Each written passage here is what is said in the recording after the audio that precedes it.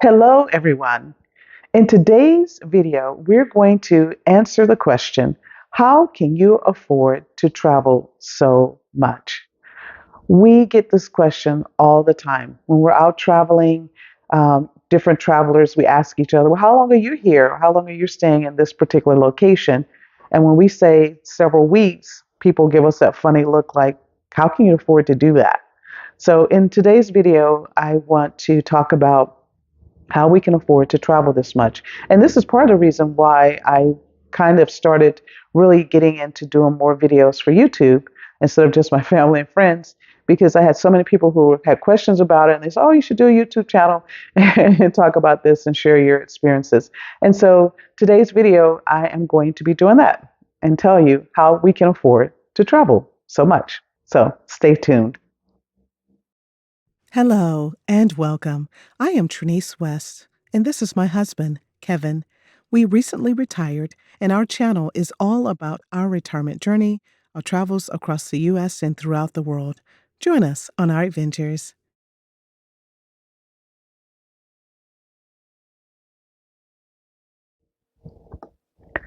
First, the very first thing that we did was we downsized. We went through the process of getting rid of our mech mansion. We were in a 5 bedroom, 3.5 bath mech mansion, huge house outside of the DC area, which if people who've been there, lived there, know it is very expensive.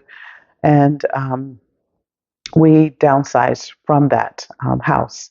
And it was, we absolutely loved our home. We loved our neighbors. We loved everything about it. I talked about in previous videos about how I love gardening. I would putt around the yard for hours in my garden. So we decided to get rid of our big house and all of the expenses that went along with it.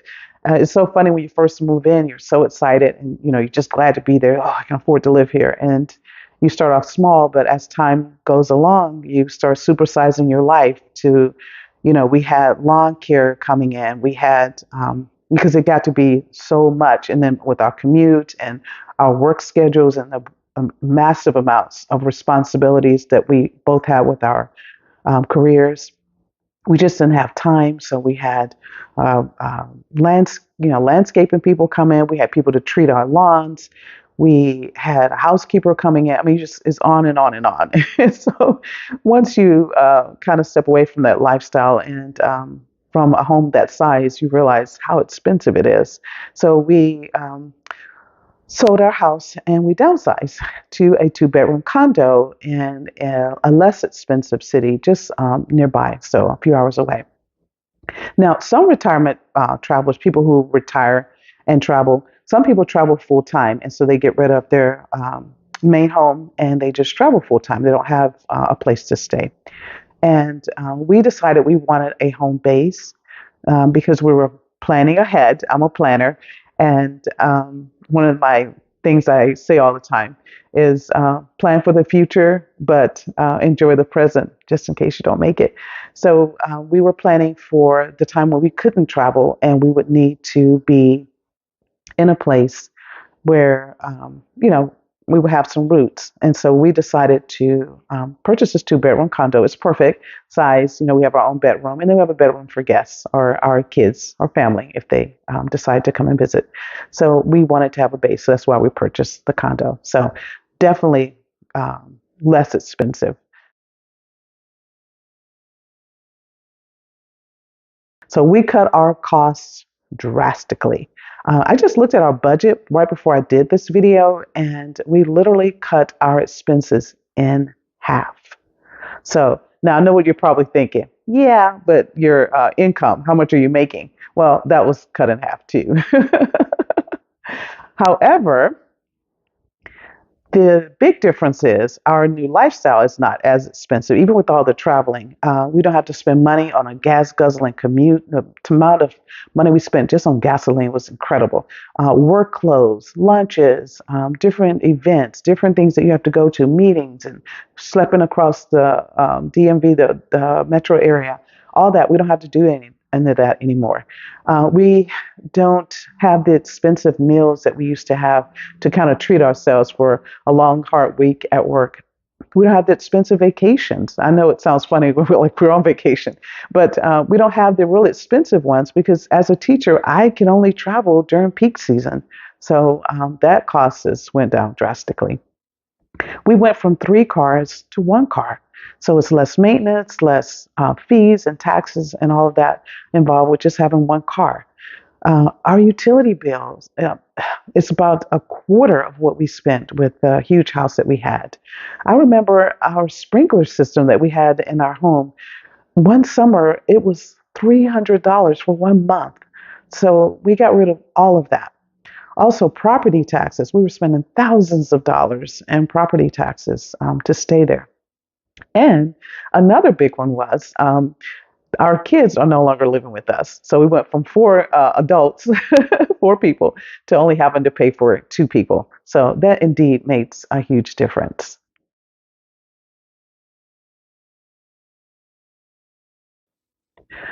Now, another thing that you can do, or that we do, a lot of people who travel like this, they spend part of the year outside of the United States. And so, with this traveling, we're not doing 100% the whole year traveling.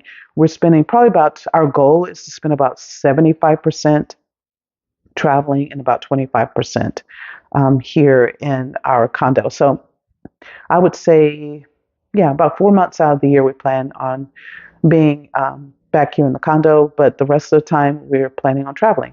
So, unfortunately, the United States is very expensive, so we plan on spending part of the year outside of the United States.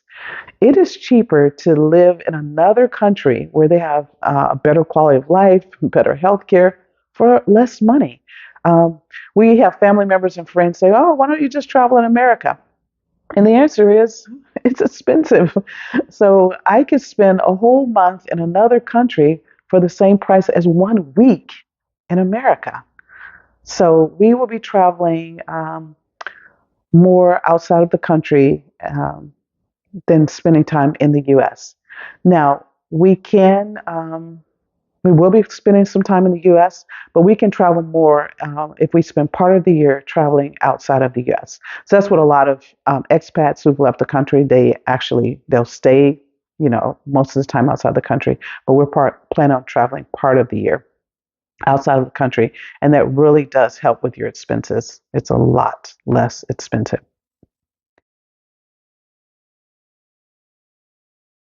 Another thing that we do is slow travel.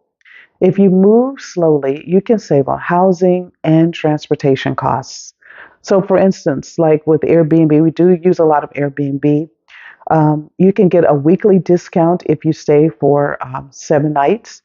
You can get a monthly discount for a 28-day stay.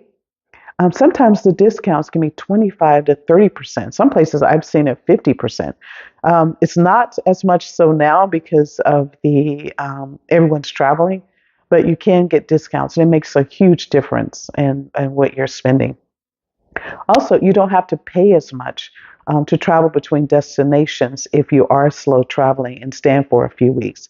So people say, how can you afford to stay so long for a few weeks in a place? That's the reason why, because you're not paying so much on travel with the transportation. You're not paying as much for your housing. So if you plop somewhere down for a month, you only pay for getting there and then when you're leaving at the end of the month versus paying for transportation going back and forth, which can get very expensive very quickly.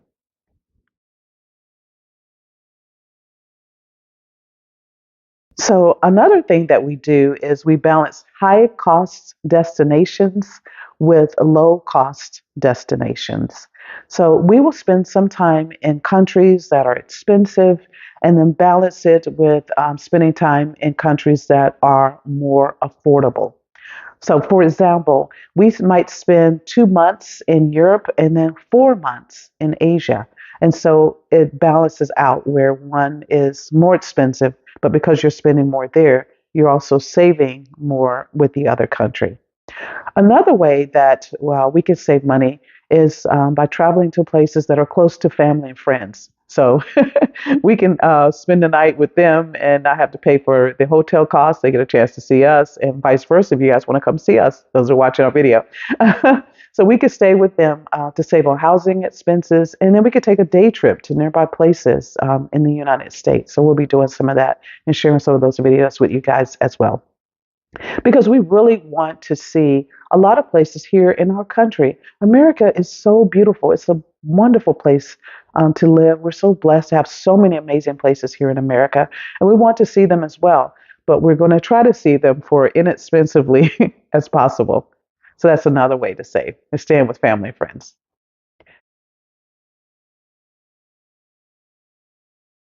Another thing that we do is we travel during low or shoulder season. And so that makes a huge difference in your costs as well. This has been one of the biggest cost savings. You can enjoy some of the same destinations, but at a lower cost, depending on what time of year you go and visit those places. Now, as a teacher, I always had to travel during peak season. It was so frustrating. We planned for spring break and it was just that week. I had no wiggle room, none at all. And so I had to travel during the summer, I had to travel during the holidays, and it was super expensive. Now I can travel in the fall, winter, spring. I can travel. A lot of times, what I'll do is I'll go like a week or two before a holiday, and that way I can stay during the holiday, but I don't have to pay just to get there during the holiday. And then we can stay in our condo during the summer when it's expensive. So we could do it that way. Nearly every destination in the world has a low season. So find it, and you've just saved yourself 30 to 50% off the cost. So you may be saying, I don't want to stay in Alaska when it's cold. So do a shoulder season when it's not, the weather may not be as bad. And so the shoulder season it's right next to the high season. So if their high season is summer, then you stay in the spring or the fall. So you would do a season that's next to it, and it's still enjoyable, and the weather is not just totally icky.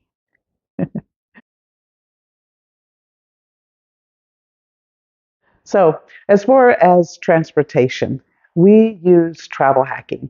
Now, travel hacking is where you use your credit cards to pay points to pay for flights. And this year, I want to add on a layer of doing hotels as well. So, I'm trying this hack this year. So, each year, each month, each trip, we're learning. And like I said, and I'd say all the time in the comments, if you guys have any suggestions, please share them, how we can get better at doing this. But we do travel hacking, so we put everything on the credit card. So you think about it, we're gone most of the year. And so all our traveling we put on the credit card. And anything that we can put as far as our expenses at the condo, we will do that as well, like HOA fees. And then sometimes you do have to pay a fee to do it. But if the points are worth it, you have to balance it out and see and crunch the numbers. So sometimes you do have to pay a 1% fee or whatever. So you have to see if that's worth it. But sometimes we do that, especially if you're trying to meet a minimum spend on a credit card to get your bonus points. So anything I put on the house, utilities, HOA fees, anything like that that you can put on your credit card, we put on the credit card. But with us traveling so much, that's even gravy on top. You can put all that on your credit card. We use Southwest a lot here in the U.S.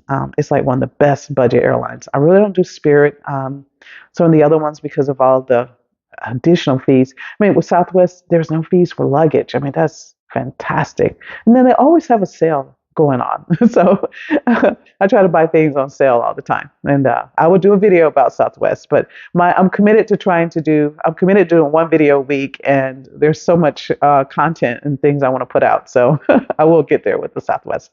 And if you can do Southwest, the companion pass is even wonderful. It's just gravy on top.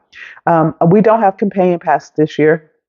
We had it last year, and I do plan on trying to earn it another year. But I want to do it during a year when I know that we're going to be doing a lot of travel in America, Central America, the places that Southwest goes. So you have to check that out to make sure it's worth it. But that's like buy one, get one free. It's fantastic.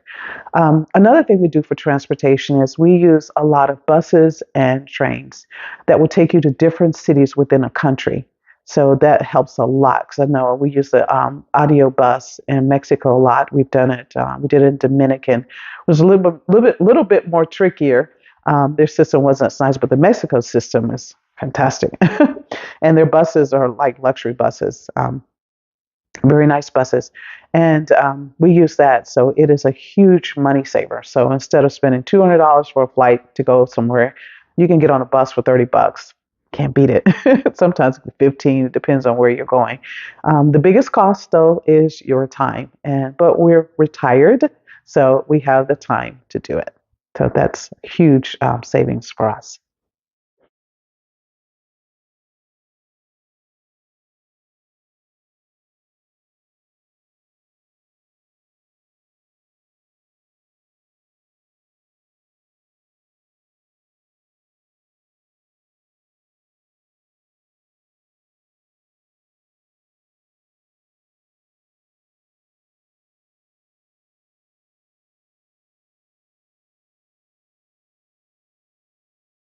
The next thing, accommodations and meals. We try to stay in Airbnbs or places, even hotels that have some type of little kitchenette where we can cook meals to save on costs. And we only usually eat 2 meals a day. We will eat breakfast at the accommodation if it is included. So we just shift which 2 meals we're going to eat. And so we take advantage of that if it's been offered. I use booking.com also a lot because I have Genius points. And so I can get discounts on rooms on that site. So it's a great perk and it's a great discount to get as well. We also take advantage of restaurant specials. So if we're walking by and they have a special of the day, and I whip out my phone and they have great reviews, then that's where we're going to eat at. Also, we take advantage of happy hour pricing. A lot of times, happy hour, they have stuff for half price. So whether you drink or not, I mean, you can go get the food. So we do that. Also, lunch menus we get try to use those, and those are a great way to save on money as well. So eat your heavy meal during the day, get the lunch special, and then maybe just get a light salad or dessert in the evenings.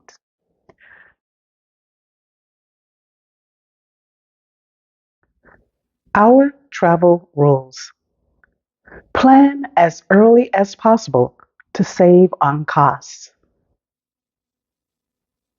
Book a flight as far out in advance as possible.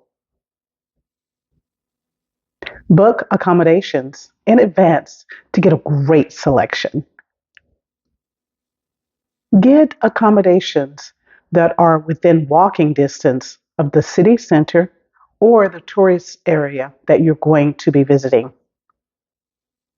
Stay for an extended period of time to get a discounted rate. Research the area so that we can DIY activities to save money. Stay in cities or countries during the low season or the shoulder season to save on costs. Travel together to save on expenses. So, doing this is a lot of work because you do have to do a lot of research to get the best prices and deals. So, it is basically a part time job doing travel the way we do it. And speaking of part time jobs, you can do a side hustle. It's another way that you can afford to do this lifestyle to help you defray the costs of travel. So I'm hoping that this YouTube channel will, this is a selfish plug, YouTube channel will eventually give us a little bit of extra spending money. I know you don't earn a whole lot with YouTube to help pay for a small portion of our travels. So I actually started getting serious about it, like I said, once I started meeting other people who are interested in traveling.